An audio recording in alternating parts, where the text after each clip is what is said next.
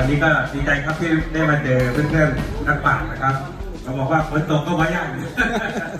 ไม่กลัวครับนักปั่นครับก็ขอเชิญชวนนะครับไปร่วมชมบรรยากาศเดินน้องสูงนะครับวัฒนธรรมผู้ไทย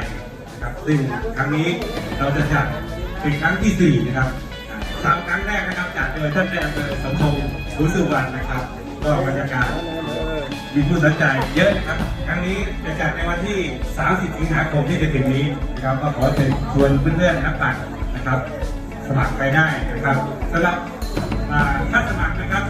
ตอนที่เราขึ้นเว็บก็500 บาทแต่ตอนนี้เสื้อมันหมดแล้วก็จะเหลือ300 บาทนะครับก็จะได้สิทธิ์เหมือนเดิมครับ